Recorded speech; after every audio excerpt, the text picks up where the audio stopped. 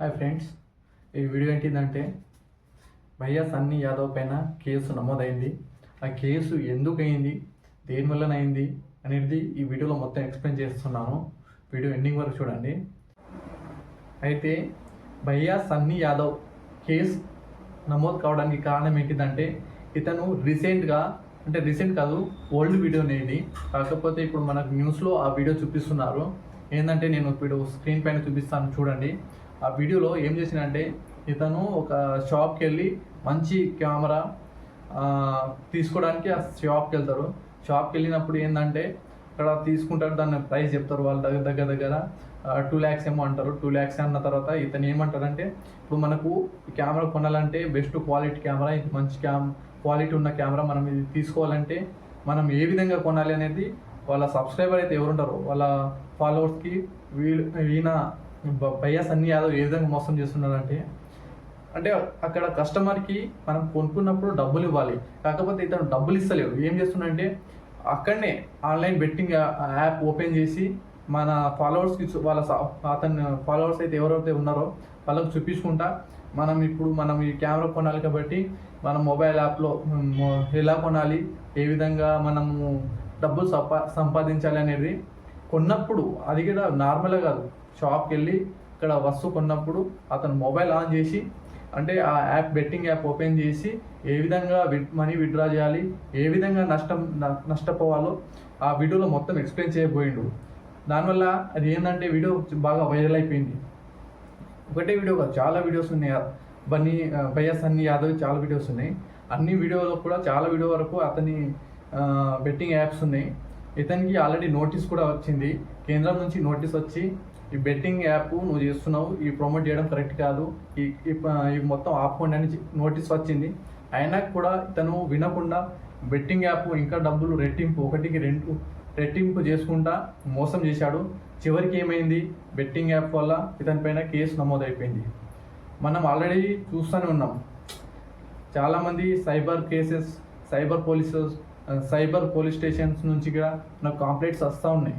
ఏంటంటే betting app వాడకండి, మీకు ఈ బెట్టింగ్ యాప్ నుంచి మీకు నార్మల్గా ఈ విధంగా మెసేజ్ వస్తుంది, ఈ లింక్ పైన క్లిక్ చేయకండి, ఈ గేమ్ ఆడకండి అని గవర్నమెంటే మనకు నోటీస్ ఇస్తుంది.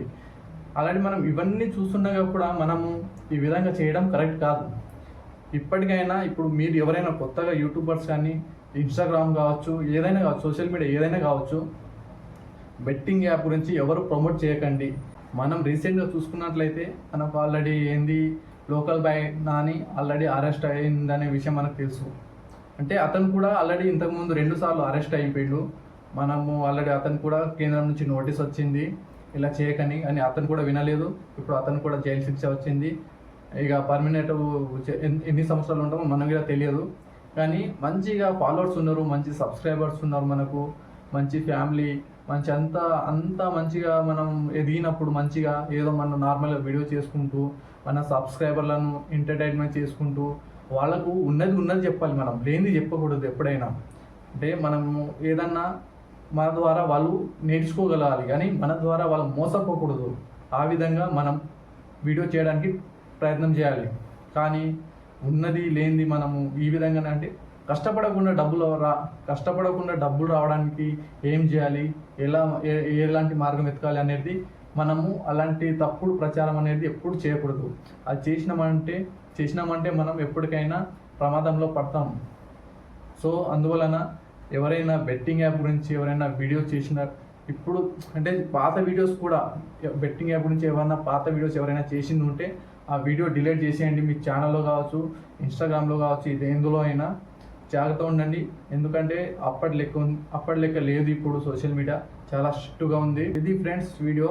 మీరైతే ఎవరైతే ఎక్కువ ఫాలోవర్స్ యూట్యూబ్లో కావచ్చు, ఇన్స్టాగ్రామ్లో కావచ్చు, ఎందులోనైనా మీకు ఎక్కువ ఫాలోవర్స్ ఉంటే మనకు అవకాశం వాళ్ళు బెట్టింగ్ యాప్ నుంచి కంపెనీ ఇంకెవరైనా కావచ్చు మనకు కాల్ చేస్తూ ఉంటారు, మీరు ఇలా ప్రమోట్ చేయండి, ఈ విధంగా చేయండి అని.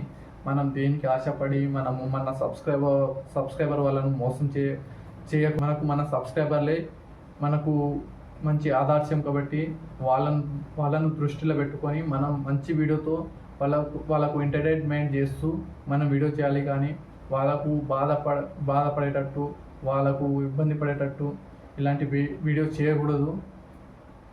సో నేను అందరికీ మళ్ళీ చెప్పేది ఇదే, బెట్టింగ్ యాప్ జోలికి పోకండి.